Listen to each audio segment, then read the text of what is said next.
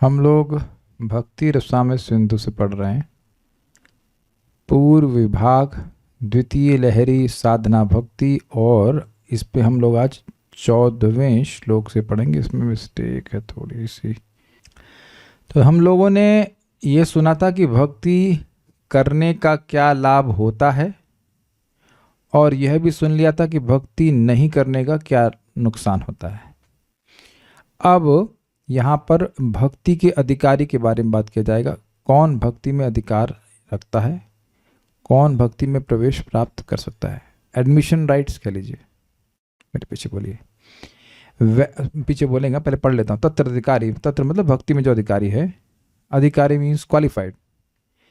वैदिक भक्ति के अधिकारी का निर्णय करते हुए कहते हैं, मेरे पीछे बोलिए, यह केनाप्यतिभागेन जात श्रद्धोस्य सेवने। यह केनाप्यतिभागेन जात श्रद्धोस्य सेवने। नातिसक्तो न वैराग्य भागस्यामधिकार्यसौ। नातिसक्तो न वैराग्य भागस्यामधिकार्यसौ। यः केनाप्यतिभागेन जात श्रद्धोस्य सेवने। यः केनाप्यतिभागेन जात श्रद्धोस्य सेवने। नातिसक्तो न वैराग्य भागस्यामधिकार्यसौ। नातिसक्तो न वैराग्य भागस्यामधिकार्यसौ। यः केनाप्यतिभागेन जात श्रद्धोस्य सेवने। यः केनाप्यतिभागेन जात श्रद्धोस्य सेवने। नातिसक्तो न वैराग्य भागस्यामधिकार्यसौ। नातिसक्तो न वैराग्य भागस्यामधिकार्यसौ। बोलिए। यः केनाप्यतिभागेन जात श्रद्धोस्य सेवने। यः केनाप्यतिभागेन जात श्रद्धोस्य सेवने। नातिसक्तो न वैराग्य भागस्यामधिकार्यसौ। नातिसक्तो न वैराग्य भागस्यामधिकार्यसौ। जो व्यक्ति, अब देखिए यहाँ पर जो हम लोग बात सुनने वाले हैं वो आपसे बिल्कुल संबंधित है, इसलिए कृपया आप बहुत ध्यान पूर्वक सुनिए। कह रहे हैं आवाज़ थोड़ा कम है, इसमें आवाज़ यहाँ से बढ़ा दीजिए। ठीक है, आवाज़ आ रही होगी सही से। इसको नहीं समझे तो ग्रंथ ही नहीं समझ में आया आपको। इतने इम्पोर्टेंट है ये, बहुत इम्पोर्टेंट है। मतलब ये नहीं समझ में आया तो फिर आपको समझ में नहीं भक्ति क्या होती है, भक्ति में अधिकारी क्या होता है। दूसरों को भी बस आप, हम लोग उल्टा उल्टा बोल सकते हैं, सब कुछ छोड़ के भक्ति में आओ इत्यादि इत्यादि, बहुत सारी फजीहत वाली बातें बोलेंगे जो गलत होंगी, जो गलत होंगी। तो इसलिए बहुत ध्यान से समझिए कि बोलो, कठिन कुछ नहीं है। और एक एक पॉइंट आपको समझना होगा। अच्छा, ये मुझसे मैच कर रहा है कि मैच नहीं कर रहा, ये मैच कर रहा है कि नहीं कर रहा, ये मैच कर रहा है कि नहीं कर रहा, ऐसे सीखना होगा। विद्वान नहीं, आप रडार में हैं, सारे प्रश्न आपसे दागे जाएंगे। Be very careful. आज हम बिल्कुल इसमें वरुण प्रभु आपको भी छोड़ने वाले नहीं हम। अभी आए तो मैंने पढ़ाना कहाँ शुरू किया अभी अभी तो पढ़ाया ही नहीं ना। भाई ये बड़ी जरूरी है ना कि आप मान लीजिए आपको आईआईटी में एंट्रेंस देना, यही पता नहीं कि एग्जाम कौन से लिखना, नीट का एग्जाम देते रहोगे। आजकल चलता है क्या वो ज्वाइंट एंट्रेंस अलग होता है ना। हमारे ज़माने में मेडिकल का एग्जाम अलग होता था और आईआईटी का एग्जाम अलग होता था। अब पता नहीं होता, हमको नहीं पता, अभी भी अलग ही होता होगा। तो आप IIM का एग्जाम देकर के आईआईटी में तो सेलेक्ट नहीं हो जाएंगे ना।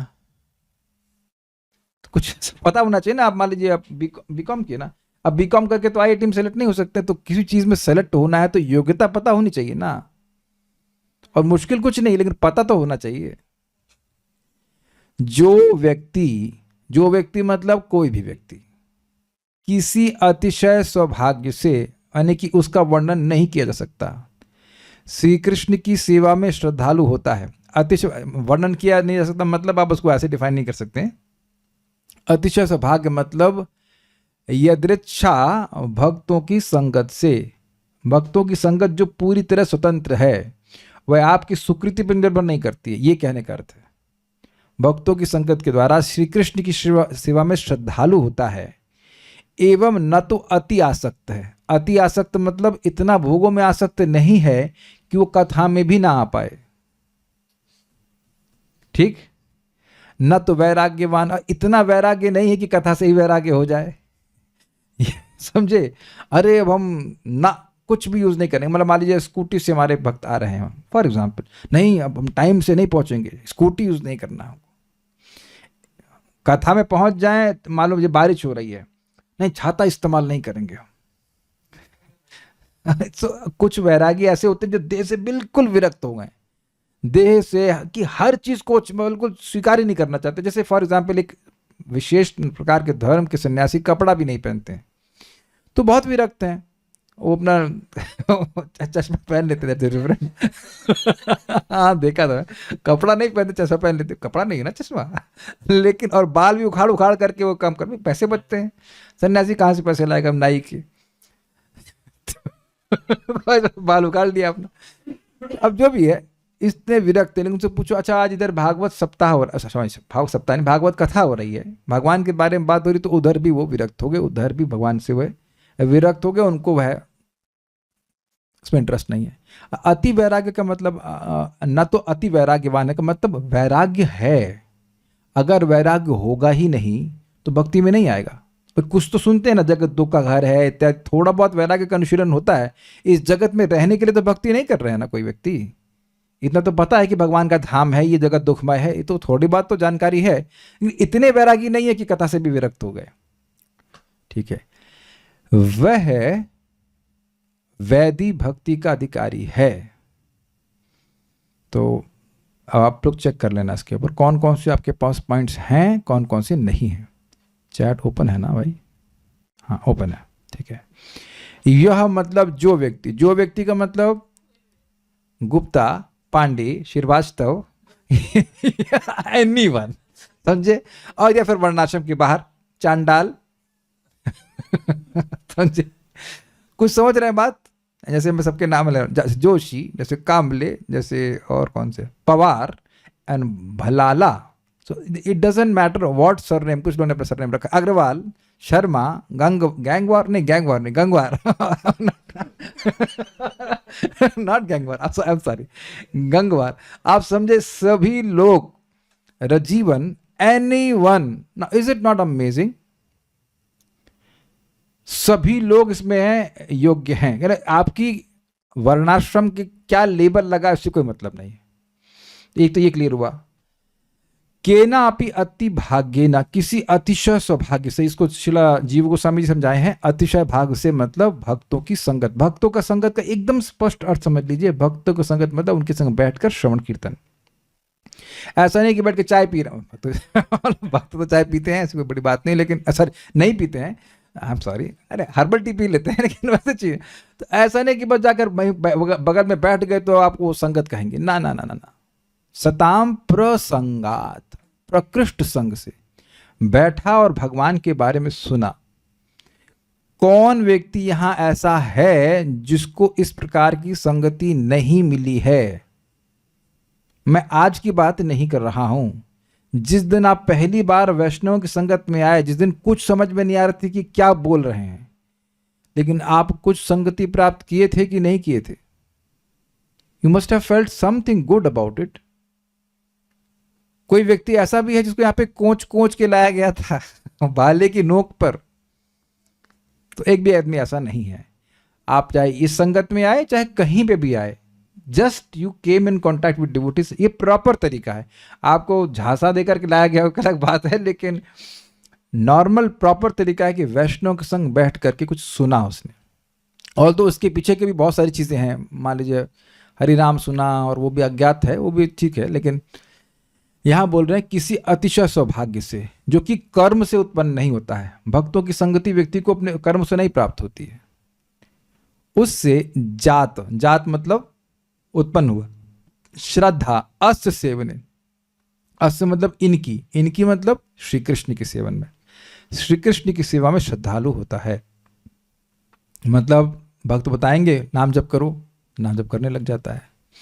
कथा में आओ, विश्वास होने लगता है, हाँ हम कथा में सुनेंगे। प्रसाद ही खाओ, तो आप देख रहे हैं कि एक एक भजन श्री कृष्ण के संबंध में भक्तों ने बताया और आपकी मेरी सबकी श्रद्धा होने लग गई। इजी, यहां तक सभी को समझ में आ रहा है कि सब आपके संग घटित हुआ। नेक्स्ट, न अतिसक्त एवं ना तो अति आसक्त है। अति आसक्त का मतलब क्या हुआ? वह इतना कर्म में आसक्त है कि अब वह भक्ति में बिल्कुल नहीं आ सकता। वो कहो कथा में आ जाओ या जप कर लो तो वह नहीं कर पाएगा। क्या आप कुछ ऐसे लोगों को जानते हैं जिस प्रकार के हैं, जो इतने अधिक आसक्त हैं कि उनके पास जप के लिए टाइम नहीं है? अरे तुम समझते नहीं हो, तुम पर पड़ती तो तुम कैसे करते। ये अपनी आसक्ति को सूचित कर रहा है व्यक्ति। भक्त लोग तो कैसे भी कर लेते हैं, नाइट शिफ्ट में भी हैं भक्त, हम जानते हैं, फिर भी 16 माला कर लेते हैं। ये सब खाली कहने की बात है। तो जो व्यक्ति बहुत अधिक आसक्त है, अब उसके पास वो इतना आसक्त है कर्म को करने के लिए, पैसा कमाने में, तो अब उसको कथा में बैठना लगता है यार इतनी देर में तुम कितना पैसा कमा लेते। ये बहुत कठिन। अब फॉर एग्जाम्पल आप लोग बिल गेट्स को इनवाइट कीजिए भागवत क्लास के लिए, तो वो मैंने सुना है कि अगर वो पैसा उनका कुछ गिर गया, जितनी देर में वो उठाएंगे उतनी देर में और उतना से अधिक कमा लेंगे, ऐसा हमने सुना है। तो जो व्यक्ति इतना पैसा कमाने में लगा पड़ा है, उसे अब कथा में लगा, मतलब very difficult. Not that is unqualified, लेकिन वो आएंगे ही नहीं। जब कथा में आओगे ही नहीं तो फिर क्या भगवान के बारे में बात सुनोगे, संपर्क करोगे ही नहीं। इस जगत में आप देखेंगे लोग समाज सेवा में और राष्ट्र सेवा में इतने एब्जॉर्ब हैं, इतने आसक्त हैं कि उनको बोलो कम से कम 15 मिनट के लिए तो भगवान की बात सुनो, तो ना, वो नहीं कर सकते। आप लोग क्या इतने आसक्त हैं? तो बिल्कुल उत्तर स्पष्ट है, नहीं, क्योंकि आप तो रोज भगवान के बारे में सुन रहे हैं। तो यहां भी आप लोगों का टिक मार्क हो गया। अच्छा, ना वैराग्य भाग और ना तो अति वैराग्य है। भाई पंखा भी इस्तेमाल नहीं करेंगे, कपड़ा भी नहीं पहनेंगे और एकदम सूखा चना चबाएंगे, बिल्कुल ऐसा भी नहीं है। अग्रीड। सभी लोग अच्छे से ब्रेकफास्ट करके आए हैं कि नहीं? अभिषेक प्रभु अच्छे से मिला कि नहीं मिला आपको? रोटी सब्जी फड़िया। तो आप देखिए इतने भी, ऐसा नहीं कि वैराग्य है ही नहीं, लेकिन अति वैराग्य नहीं है। देखिए अति वैराग्य मतलब समझिए, जिन वस्तुओं को का संबंध भगवान से है उसको हम लोग ग्रहण कर लेते हैं। एग्जैक्टली उसे कहते हैं युक्त वैराग्य। युक्त वैराग्य से युक्त है, लेकिन अयुक्त वैराग्य से युक्त नहीं। जो फालतू का वैराग्य उसको नहीं स्वीकार करते हैं। मैं कहूँ माइक इस्तेमाल ही नहीं करूंगा, ये लैपटॉप इस्तेमाल ही नहीं करूंगा, तो फिर प्रचार कैसे करूंगा? कुछ ग्रहण कर पा रहे हैं बात को? तो वैराग्य से युक्त है, अर्थात वस्तुओं को भगवान के संबंध में देखना, जो वस्तुएं भगवान की भक्ति के लिए आती हैं काम में, उसको स्वीकार कर लेना। अब अभी सोचिए, मान लीजिए क्लास हम बाहर कर रहे होते, तो अभी तो बाहर बारिश हो रही है, तो कैसे क्लास करते? तो इस प्रकार के वैराग्य का भक्ति में क्या प्रयोजन है? कोई प्रयोजन नहीं है। जो लोग ऐसे वैराग्य से आसक्त हैं वो भक्ति में नहीं आ पाएंगे। प्रभुपाद को समझाते हैं कि ये मायावादी लोग यही करते रहेंगे कि क्या ब्रह्म है क्या ब्रह्म नहीं है। भाई रसगुल्ला मंगाए प्रभुपाद, प्रसाद, उसको खाए कहे, और हम लोग प्रसाद खा के ही भगवान के पास चले जाएंगे। Are you able to follow? तो यहां कौन व्यक्ति बहुत अधिक वैरागी है? तो यह सभी नहीं है कुछ। अस्याम अधिकार्यसौ, वह वैधि भक्ति का अधिकारी है। अब जब बोल दिया कि वैधि भक्ति का अधिकारी है, इसका मतलब इसके सारे फलों का अधिकारी, अर्थात भगवत धाम जाने का अधिकारी। Got it?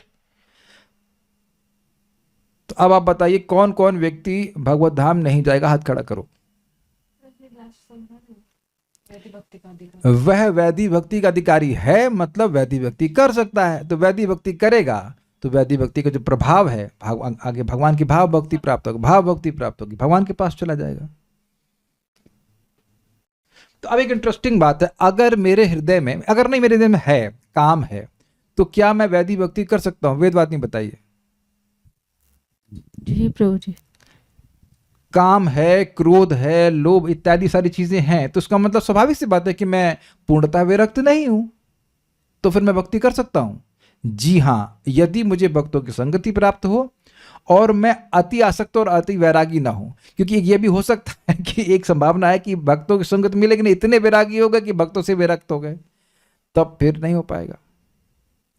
अब हमको एक भक्त दिख रहे हैं कि वह एक निश्चित व्यक्ति को जानते हैं जो कुछ भक्तों की संगति किए, कुछ जप आदमी किए, थोड़ा जप भी किए वो, लेकिन अब विश्व में इतने आसक्त हैं कि एटलीस्ट इस जन्म में तो भक्ति में आते हुए नहीं दिख रहे हैं। Now what we should try to understand, जैसे मान लीजिए IIT की एंट्रेंस हो रही है, तो कुछ लड़के नहीं उसमें सेलेक्ट हो पाए, तो क्या मतलब? उनकी योग्यता नहीं है। अब उनको कुछ नेगेटिव फीलिंग नहीं मैं देखते, बस योग्य नहीं है अभी, सिंपल, योग्य नहीं, खत्म हो गई बात। उसी प्रकार से अब कोई व्यक्ति अगर भोगों में बहुत आसक्त है या फिर बहुत अधिक विरक्त है, तो वो वैदिक भक्ति का अधिकारी है ही नहीं। उधर दिमाग मत भिड़ाइए उसको लाने के लिए। Does that make sense to you? You don't preach to such people. I mean you can help them, प्रसाद दे दीजिए, सब कुछ दे दीजिए, लेकिन आप उनसे ये उम्मीद कीजिए कि वो क्लास में आएंगे, वो भजन करेंगे, वो दृढ़ता से भजन करेंगे, तो भूल जाइए वो नहीं करेंगे। तो जो लोग ऐसे आपको दिख रहे हैं उनको प्रीचिंग कीजिए। हम तो यही कर रहे हैं, आप लोग जो कुछ भी करना चाहे करें, हमें जो दिख जाता है कि ये दो क्वालिटीज हैं, भाई हमारी तरह उसको भी थोड़ा सा रोटी सब्जी अच्छी लगती है, मतलब थोड़ा वेदवादी कहती है प्रभु जी आपको संतुष्ट करना बहुत मुश्किल है। हमने कहा हाँ मुझे पता है, it has to be specific, you know, it has to be, unless it is perfect I am not satisfied.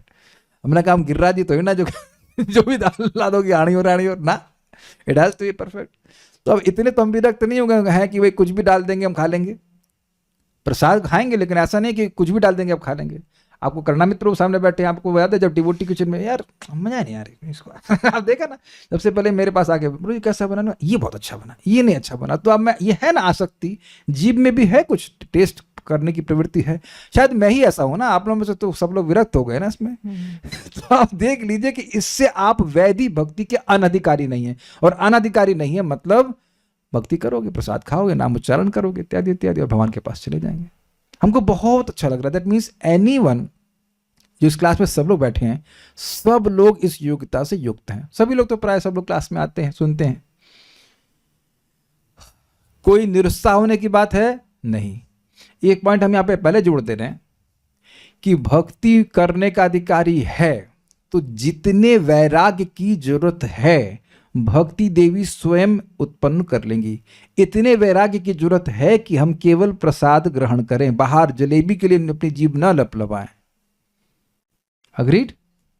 ये तो सब में आ गया, किस में नहीं आया? कौन भाई यहां पे जीभ लपलपा रहा है बाहर की जलेबी के लिए?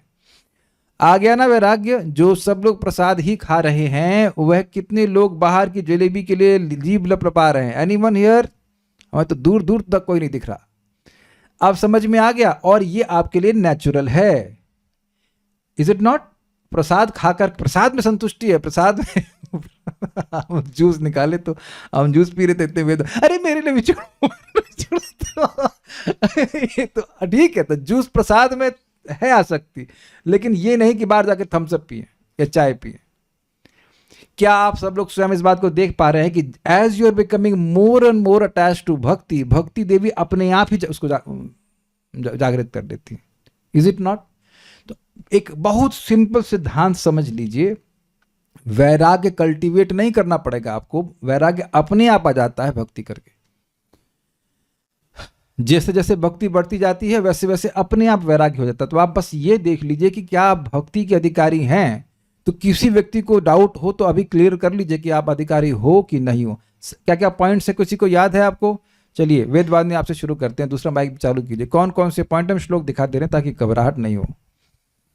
ओके, जो व्यक्ति, पहली लाइन का पहला पॉइंट क्या है? देखिए श्लोक देखिए, यह केना अपि अति भाग्येना। तो पहली योग्यता कहां से होती है? यह मतलब जो व्यक्ति, कोई भी व्यक्ति केनाप्यति भाग्येना, अपने अतिशय भाग्य के कारण। वेरी गुड, लेकिन वो भाग्य का मतलब क्या बताया गया था? मतलब जिसकी गणना नहीं की जा सकती। हाँ, लेकिन वो क्या भाग्य था? वो भाग्य था भक्तों की संगति। नेक्स्ट, वरुण प्रभु, उससे क्या हो गया? भक्तों की संगति से क्या हो गया? नेक्स्ट लाइन के अनुसार भगवान की ऊपर श्रद्धा होगी, भगवान की सेवा में श्रद्धा होगी, कि सेवन करना है, भगवान अर्थात नामोच्चारण करना है, कथा सुनना है, ये भी ठीक है। साइंटिस्ट प्रभु, दूसरा क्या, ये नातिशक्त का मतलब क्या हुआ? माइक में लीजिए। आसक्ति ज्यादा नहीं होनी चाहिए। आसक्ति ज्यादा नहीं होनी चाहिए, इसका क्या मतलब है? करना में प्रभु, बहुत आसक्त नहीं होने चाहिए का क्या मतलब हुआ? बहुत आसक्ति हो तो वैराग्य ज्यादा। कल्याण प्रभु, नहीं बगल वाले, हाँ कहाँ चुप रहे हैं? राधिका प्रभु, अत्यधिक आसक्त होने का क्या मतलब हुआ? मतलब कि इतना जैसे किसी भोग में या काम में आसक्त ना हो कि कथा ही ना। Very good, perfect. और लास्ट वैराग्य के बारे में बताइए। हरे कृष्णा प्रभु जी, इतना भी वैराग्य नहीं होना चाहिए कि कथा में भी ना आ पाए। हाँ, तो ये चीज़ है कि मतलब ये 4 चीज़ें फिर से याद कर ले जाए। पहला, भक्तों किसी भाग्य से भक्तों की संगत मिल गई, उस संगत से उसकी भगवान की सेवा में श्रद्धा हो गई। देखिए ये बहुत इंपॉर्टेंट पॉइंट है कि भक्तों की संगत मिलने के बाद भी, नाम की महिमा सुनने के बाद भी कुछ ऐसे मतलब होते हैं बंजर भूमि वाले कि वह उसमें वो बीज जाता ही नहीं, वो जप नहीं करेंगे। तो इसलिए ऐसा 2 चीज हो गए, भक्तों की संगत हो गई और उसको श्रद्धा हो गई, हाँ जप करना है। ओके, फिर न अतिसक्त, अर्थात बहुत अधिक आसक्त नहीं और बहुत अधिक वैराग्य भी नहीं है। थोड़ा वैराग्य है लेकिन बहुत अधिक वैराग्य नहीं, थोड़ी आसक्ति है। ऐसा नहीं कि पत्नी छोड़ दे, बच्चे छोड़ दे, ऐसा नहीं, वो अच्छे लग रहे हैं, लेकिन ऐसा नहीं कि भगवान खराब लग रहे हैं। तो भगवान भी अच्छे लग रहे हैं और जगत भी थोड़ा अच्छा लग रहा है, ठीक है कि नहीं? तो ये चलेगा। तो भगवान अच्छे लग रहे हैं तो भगवान अच्छे लगते चले जाएंगे और उसका जगत अपने आप ही नीरस लगता लग जाएगा। देखिए आपको सही बात बता रहा हूँ एग्जाम्पल से। हमारे घर में वेदवादिनी ने इतनी अच्छी मिलेट की रोटी बनाई है, इतनी अच्छी कि I can not imagine eating गेहूं रोटीज। अब अगर आपसे कह दीजिए कि गेहूं छोड़ दीजिए, गेहूं की रोटी छोड़ दीजिए, कितने लोग हाथ खड़ा करेंगे? Please raise hands. एक, श्री वल्लभ माता, लग रहा है आप भी सीख गई हैं। ठीक है, देन इज ओके। तो आप देख लीजिए कि जो लोग सीख गए हैं उनके लिए ऑल्टरनेटिव मिल गया, अच्छा इसलिए छोड़ पा रहे हैं। ऐसा नहीं कि रोटी छोड़ देंगे आप, मैं कहूँगा मिलेट की रोटी भी छोड़ दीजिए। अब कितने हाथ खड़ा करें, केवल दाल पीजिए, सब्जी खाइए, तो नहीं होएगा। It is a very simple example. मैं महसूस कर रहा हूँ, ऑलमोस्ट 9 जून से छोड़ा बैठा हूँ मैं। आज क्या तारीख है? जून हो गया, जुलाई भी कंप्लीट हो गया, 2 महीना। मैं आप लोग सोच सकते हैं 2 महीने से आप रोटी ना खाइए तो ऐसा लगेगा कि विरक्त है, लेकिन विरक्त नहीं, हम एक चीज में आसक्त हो रहे हैं। वो अच्छा दूसरा भोजन मिल रहा है इसलिए उधर मति ही नहीं जाती है ही नहीं। चेक कर लीजिए, हमारे घर में गेहूं नहीं है, we just don't eat. Rice भी नहीं खा रहा मैं, राइस भी हमने डोनेशन में दे दिया। ले जाओ। तो अब आप समझ रहे हैं, आसक्ति उस वस्तु में अच्छा है, स्वास्थ्य के लिए भी अच्छा है, स्वाद में भी अच्छा है, तो अपने आप छूट रहा है। अब बताइए, भक्ति में स्वाद भी है, अच्छा लगता है, और अब कितना पुण्य है उसका तो कोई हिसाब किताब ही नहीं है, उसका तो कोई हिसाब किताब नहीं है। तो भक्ति करता व्यक्ति जाएगा तो अपने आप ही व्यक्ति इन सब चीजों से विरक्त हो जाएगा, उसको अलग से कल्टीवेट करने की जरूरत नहीं है। दुर्गम संगमनी, अति भाग्येन अर्थात महत संगादि से उत्पन्न संस्कार विशेष के द्वारा श्री कृष्ण की सेवा करने के लिए श्रद्धालु हुआ है। अब महत संगादि का मतलब, अब आदि का तो हम नहीं अर्थ समझ पा रहे, लेकिन महत संग का स्पष्ट अर्थ है कि बहुत एक और बात भी हो सकती है। देखिए, किसी भक्त के हृदय में जो संकल्प है उसका भी प्रभाव हो सकता है। लोग भोगों में पड़े हुए हैं, दुख में हैं, तो भक्त का संकल्प हो सकता है किसी व्यक्ति को देख करके काश यह भक्त हो जाता। तो हो सकता है कि वह व्यक्ति श्रवण कीर्तन ना भी किया हो, उस भक्त के महान संकल्प के द्वारा भी व्यक्ति की भक्ति जागृत हो सकती है। ये भी संभावनाएं हैं, ये भी संभावनाएं होती हैं, तो इसलिए भी कुछ ग्रहण करना होगा। बाकी प्रकट तो अर्थ यही है कि महत्संग। अब एक प्रश्न हुआ कि महत्संग कैसे हो गया? तो इसको प्रथम स्कंद में हमने सुना है, स्यान महत सेवया विप्रा पुण्य तीर्थ निषेवनाथ। देखिए, ये परंपरा है स्पेशली भारत में कि लोग विभिन्न समयों में तीर्थों में जाते हैं, तो उस समय उनकी मोटिवेशन वहां जाकर कथा सुनने की नहीं होती है। ये आप लोग, मैं जो बोल रहा हूं सबको दिखाई पड़ रहा है, ठीक है? लेकिन अब कहीं लाउड स्पीकर में लगा हो या किसी तरह से भगवत व्यवस्था से, भगवान की व्यवस्था से जो कथाएं वहां चल रही होती हैं, उनको वह ये न के न प्रकार किसी तरह सुन लेता है, और अगर सुन लिया तब उसको बहुत अच्छा लगता है। आपको याद होना चाहिए, श्रद्धा मतलब रुचि, कुछ टेस्ट है, तो बड़ा अच्छा है। तब वो अगली बार जब आएगा तो वह योजना बनाकर क्या कि तो बहुत अच्छा है।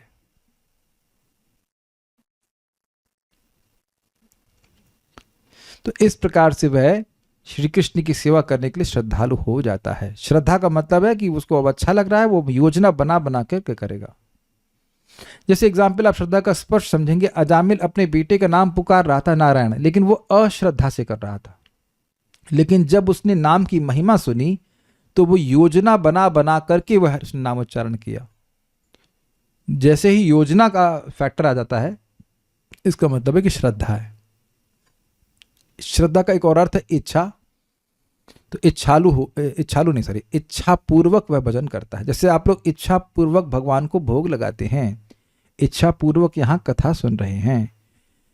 इससे एक बात एकदम क्लियर समझ लेना चाहिए कि भक्ति की श्रद्धा इज इक्वल्स टू भक्ति की इच्छा केवल वैष्णव संगति में श्रवण कीर्तन से ही आएगी।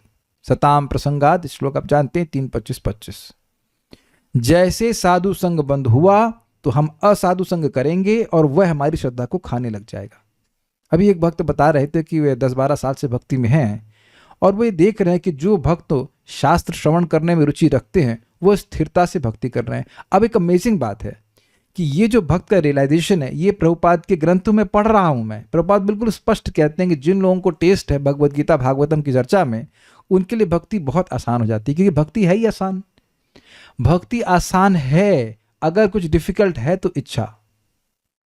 Do you agree with this? Hare Krishna कितना इजी है। अब इच्छा होगी तब ना करेगा। अब बताइए राधिका प्रभु, किसी की इच्छा ही ना हो तो इजी काम को भी नहीं कर पाएगा। वो इच्छा आना मुश्किल होता है लोगों के लिए।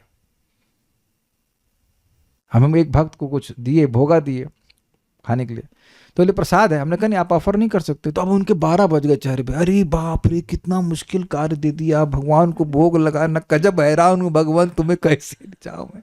हमने कहा आलसी कहीं के मन तो करे तो वापस ले ले जब तक मतलब इतने आलसी हैं वो, नाम नहीं रख सकते, अपराध लगेगा, लेकिन उनको मतलब ऑफरिंग नहीं कर सकते, उनको प्रसादन तुलसी चाहिए ताकि उसे मिला करके हो गया प्रसाद। देंगे नहीं कृष्ण, कुछ देना नहीं है उनको तो ये एक अनिच्छा ही तो है ना भाई। खैर उनका ही मजाक नहीं बना रहा, मेरा भी, मैं अपना भी कई बार लोग मुझे बोलते आइए हमारे घर में आइए। हमने काहे आए, मेरी कोई इच्छा ही उदित नहीं होती क्यों आए। जब मेरा कोई सेवा नहीं तो मैं खाली ऐसे आपका घर देखने आऊँगा, तो घर तो मैं अपना भी देख रहा हूँ। Why should I come there if there is no purpose, why should I come there. तो मैं खाली इस बात पे फोकस कर रहा हूँ, इच्छा गायब तो भजन गायब। ये लिख लीजिए अगर भूल जा रहे हैं।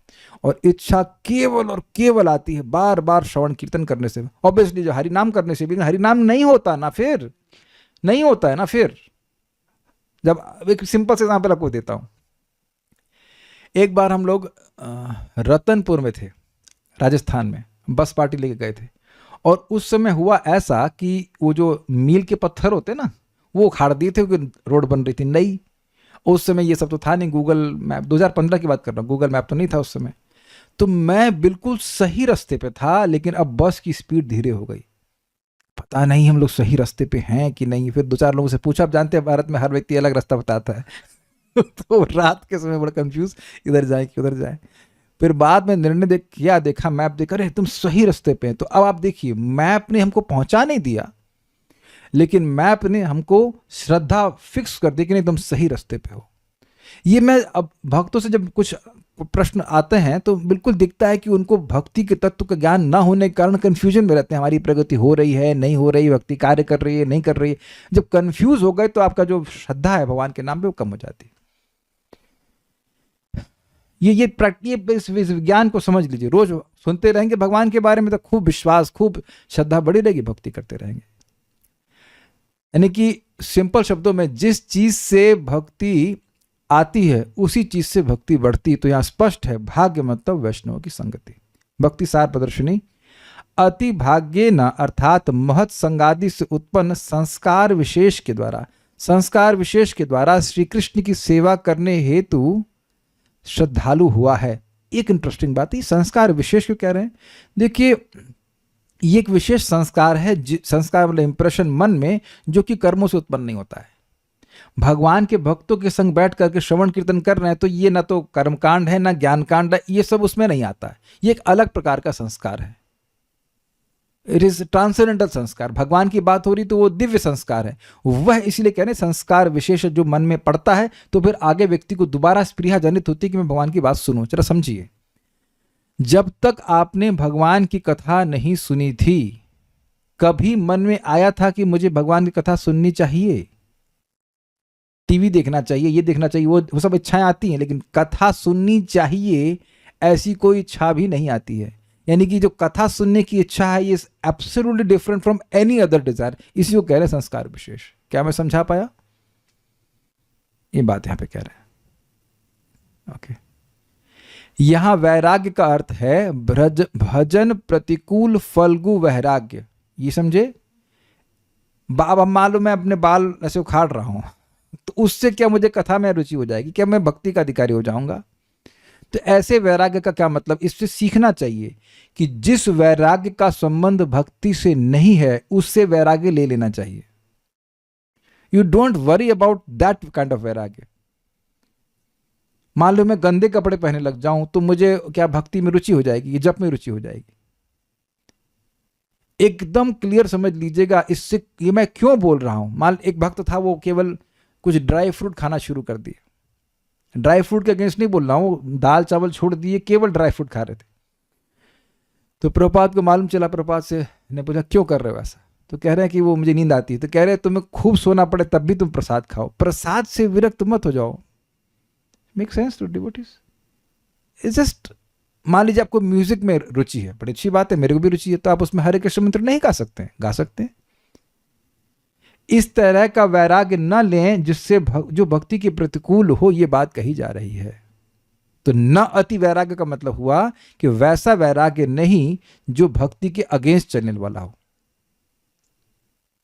वह है उसका, और उसका दूसरा बात का मतलब न अति वैराग्य मतलब कुछ वैराग्य है लेकिन अति वैराग्य नहीं है। वह विषय वासना आदि के प्रति वैराग्य के लिए यत्नशील होगा, यानी उसके हृदय में विषय वासना है और वो प्रयासरत रहेगा कि इनसे हम कैसे बचें। विषय वासना का है इसका मतलब ये नहीं कि वो भक्ति भी नहीं कर सकता, लेकिन पॉइंट है कि he is seeing that it's not good, ये अच्छी चीजें नहीं है। ऐसा नहीं कि उनको अच्छा मान रहा है, ये देख रहा है कि अच्छी चीज नहीं है, तो उतना वैराग्य है, लेकिन ऐसा नहीं कि जो भक्ति के लिए आवश्यक चीज उसको ना ग्रहण करे। मैं आगे नहीं जाऊंगा, अगले वाला तो हम फिर जल्दीबाजी में नहीं पढ़ाना चाहते। इसका प्रमाण दिया गया है, उसको हम आज होगा तो शाम को पढ़ाएंगे। बहुत अच्छा था, इतनी बात सबको समझ में आ गई। मैं चाहता हूं कि आप लोग दोबारा से या तो सुने या इसको दोबारा पढ़िए और जिंदगी भर के लिए नोट कर लीजिए कि आप सभी लोग भक्ति के अधिकारी हैं, क्योंकि चारों पॉइंट्स आपके पास हैं। वैष्णवों की संगति है, भगवान की सेवा में श्रद्धा है, यानी विश्वास से आप सेवा करते हो, इच्छा है, न तो बहुत अधिक आसक्त हैं और न ही बहुत अधिक विरक्त हैं। तो एक भी पॉइंट यहाँ पे किसी भक्त में नहीं है जो उसको भक्ति करने से डिस्क्वालीफाई करे। काम, क्रोध, लोभ आदि ये सब डिस्क्वालिफिकेशंस नहीं है, नहीं है, नहीं है। इन सबको भक्ति अपने आप ठीक कर देगी। इसलिए कभी भी अनावश्यक व्यर्थ की नम्रता मत लाइएगा मन में कि मैं भक्ति के योग्य नहीं हूं। सबको समझ में आ गया? I will be very happy if you can understand these 4 points, very very happy, क्योंकि आपके मन में कभी कोई कंफ्यूजन नहीं आएगा, कभी कोई कंफ्यूजन नहीं आएगा। हर व्यक्ति जो यहाँ उपस्थित है इस पे चारों गुण है। किसी को कंफ्यूजन हो तो आप लोग पूछ लीजिए चैट से, और जैसे भी। I think it's clear for every devotee. अब हम लोग उसकी सेकंड पार्ट को शाम को सुनने का प्रयास करें। दिस इज बहुत अच्छा है, उसको जल्दीबाजी में पढ़ाऊंगा तो मज़ा नहीं आएगा। जल्दीबाजी में नहीं पढ़ा सकते हैं, मैंने फाइल पोस्ट कर दी, पढ़ के आइएगा, मज़ा आएगा। बहुत अच्छा टॉपिक है। So will stop now. Shri Shri भक्ति स्वामी सिंधु की जय, श्रील प्रभुपाद की जय, निताय गौर प्रेमानंदे।